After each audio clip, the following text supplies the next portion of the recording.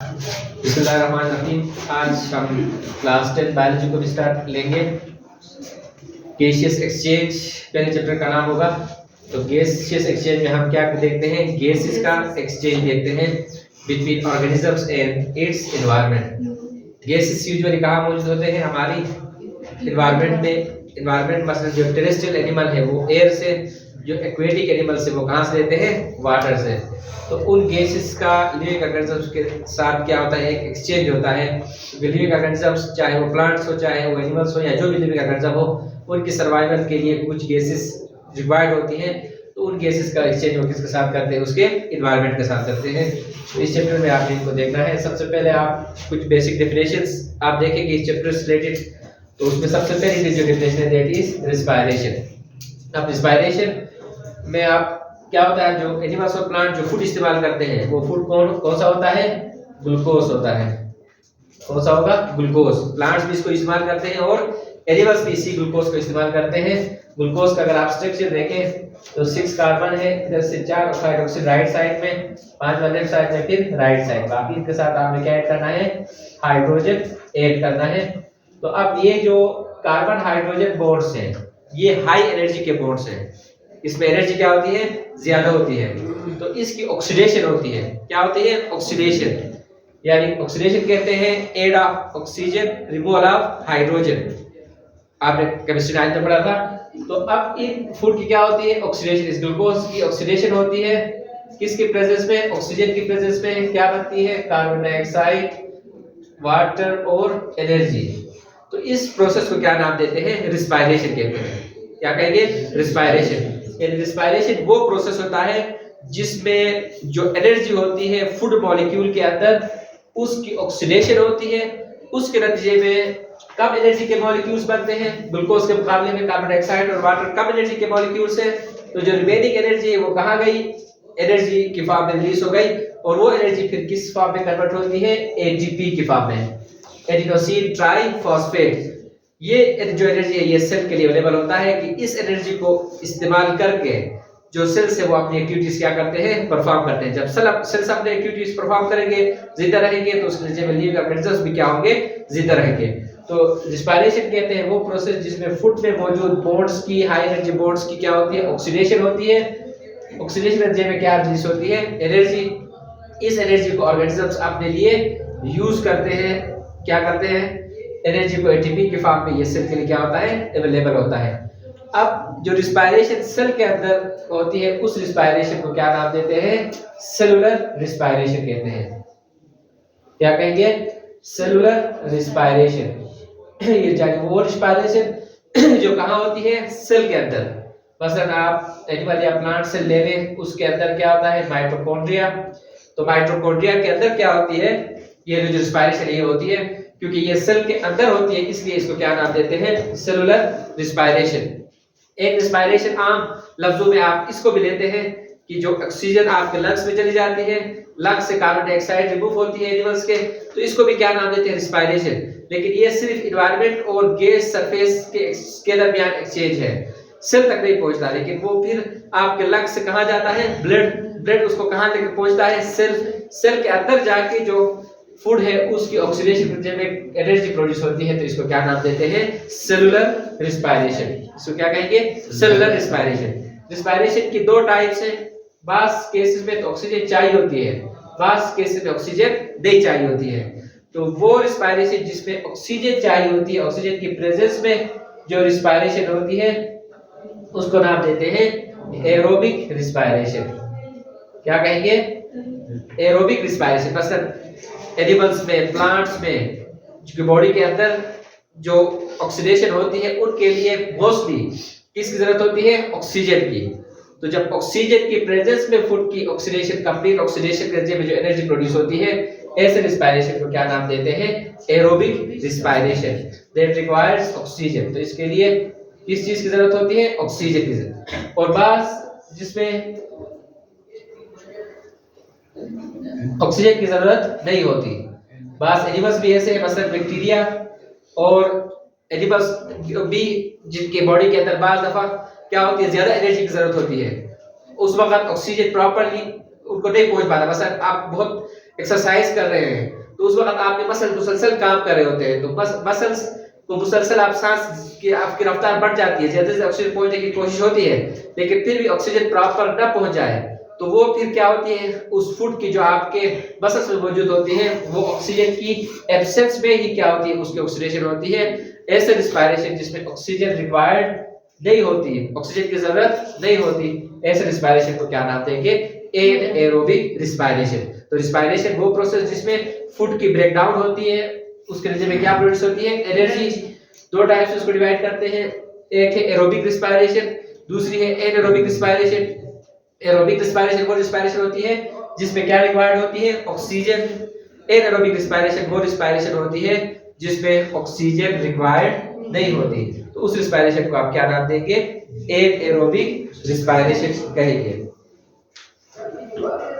उसके बाद नेक्स्ट आपका टॉपिक होगा जो आपने चैप्टर का नाम भी है गैसियस एक्सचेंज। क्या नाम है, गैसियस एक्सचेंज। अब गैसियस एक्सचेंज में एक तो आपका क्या होगा, अभी हमने कहा एनवायरनमेंट, बस जो टेरेस्ट्रियल एनिमल्स है, ऑर्गेनिजम्स है, उनके लिए जो एनवायरनमेंट है जहां से वो गैस लेते हैं, दैट इज एयर। कौन सी चीज होती है, एयर। एयर में आपको पता है 78% कौन सी गैस होती है, नाइट्रोजन। तो एज सच नाइट्रोजन का रिस्पायरेशन में कोई रोल नहीं है, प्लांट्स के लिए ये चाहिए होती है रूट्स के जरिए, लेकिन मेन जो गैसेस है वो कौन सी है, ऑक्सीजन और कार्बन डाइऑक्साइड। तो ऑक्सीजन कितनी परसेंट होती है, 21%, और कार्बन डाइऑक्साइड कितनी होती है, 0.04%। तो ये आपके पास क्या होती है, गैसें, मेन जो गैसें ऑक्सीजन और कार्बन डाइऑक्साइड। तो टेरेस्ट्रियल जो ऑर्गेनिजम्स है इन गैसेस को कहां से लेते हैं, एयर से। जो एक्वेटिक ऑर्गेनिजम्स है, प्लांट्स हो या चाहे एनिमल्स, वो इन्हीं गैसों को लेते हैं कहां से, वाटर से। तो उनके लिए जो एनवायरनमेंट है वो क्या है, वाटर। तो आप गैसियस एक्सचेंज कहते हैं इन गैसेस का एनवायरनमेंट के साथ। और दूसरी चीज कौन सी होती है, रिस्पायरेटरी सरफेसेस, इनके साथ, रिस्पायरेटरी सरफेस के साथ क्या होती है, जो तबादला होता है, जो एक्सचेंज होता है, उसको क्या नाम देते हैं, गैसियस एक्सचेंज। मतलब एयर मौजूद है कहां, ऑक्सीजन मौजूद है एयर में, कार्बन डाइऑक्साइड मौजूद है, चाहिए किसको, आपके सेल को, हर एक सेल को, बिलियंस ऑफ सेल्स आपकी बॉडी में मौजूद है। तो सबसे पहले ये क्या होगी, एक्सचेंज होगी। एयर में मौजूद ऑक्सीजन आपके ब्लड तक पहुंचेगा, वहां मौजूद कार्बन डाइऑक्साइड बाहर चला जाएगा। तो एनवायरनमेंट और रिस्पायरेटरी सरफेस, मतलब ह्यूमन बीइंग्स में जो रिस्पायरेटरी सरफेस है वो क्या है, लंग्स है। क्या है, लंग्स। तो इनके दरमियान जो तबादला है उसको क्या नाम देते हैं, गैसियस एक्सचेंज कहेंगे। तो गैसियस एक्सचेंज कहेंगे एनवायरनमेंट और जो रिस्पायरेटरी सरफेसेस है उनके दरमियान जो ऑक्सीजन और कार्बन डाइऑक्साइड है, इनके एक्सचेंज को क्या कहेंगे, गैसियस एक्सचेंज कहेंगे। अब दो मेन गैसेस में रिक्वायर्ड होती है, ऑक्सीजन और कार्बन डाइऑक्साइड। ये कहाँ मौजूद होते हैं, एनवायरनमेंट में, एयर में या वाटर में। तो इनको क्या क्या क्या करना होता है, रिस्पायरेटरी सरफेस तक पहुंचाना होता है।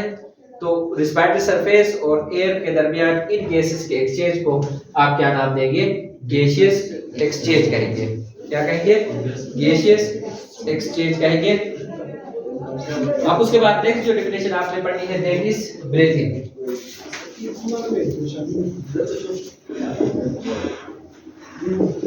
अब ब्रीथिंग आप लफ्जों में आप किसको कहते हैं, सांस लेने को। अब सांस असल में क्या होता है, एक मैकेनिकल प्रोसेस है। क्या होता है, मैकेनिकल प्रोसेस, यानी हमारी बॉडी में कुछ मूवमेंट होती है जिनकी वजह से जो गैसें हैं वो कहां तक पहुंच जाती हैं, रिस्पायरेटरी सरफेस तक। और वहां जो रिस्पायरेटरी सरफेस में मौजूद जो गैसें हैं वो एक्सचेंज के बाद बॉडी से क्या होती है, रिमूव होती है। उस प्रोसेस को क्या नाम देते हैं, ब्रीथिंग कहते हैं। क्या कहते हैं, ब्रीथिंग। बस अगर आप देखें तो आप एक तो क्या करते हैं, सांस लेते हैं, फिर सांस क्या करते हैं, रिलीज करते हैं।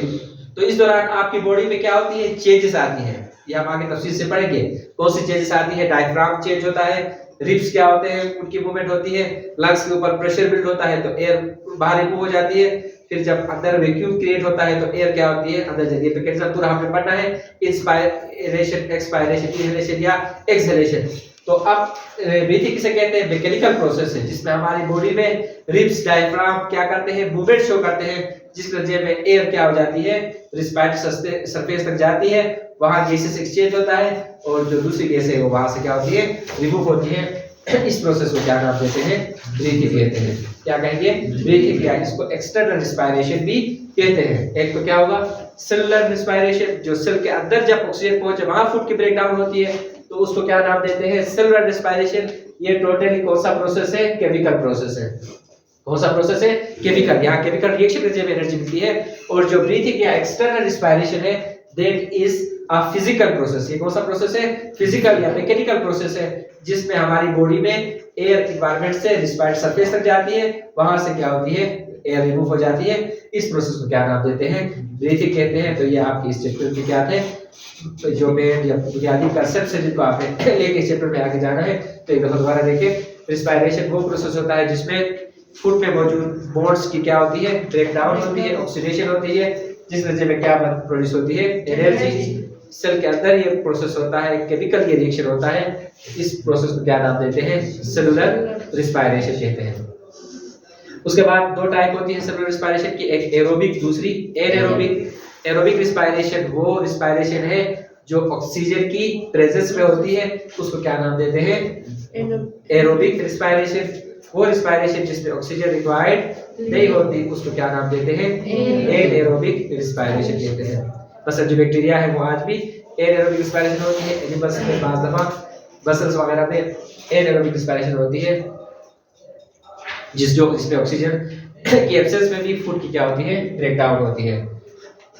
उसके बाद हमने पढ़ा गैसेस एक्सचेंज, एनवायरनमेंट और रिस्पायरेटरी सरफेस के दरमियान गैसेस के एक्सचेंज को क्या नाम देते हैं, गैसेस एक्सचेंज। कौन सी दो मेन गैसें एक्सचेंज होती है, कार्बन डाइऑक्साइड और ऑक्सीजन।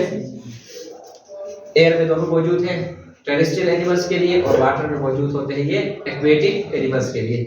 तो इस गैसेस के एक्सचेंज को या सरफेस और एनवायरनमेंट के दरमियान जो एक्सचेंज है उसको क्या नाम देंगे, गैसियस एक्सचेंज। उसके बाद ब्रीथिंग, ये क्या है, मैकेनिकल या फिजिकल प्रोसेस है जिसमें हमारी बॉडी में मूवमेंट की वजह से एयर क्या होती है, रिस्पायरेटरी सरफेस तक पहुंच जाती है और वहां मौजूद एयर क्या होती है, रिमूव होती है। तो ये आपका आज का पहले चैप्टर के बेसिक चीजें जिसको आपने देखा।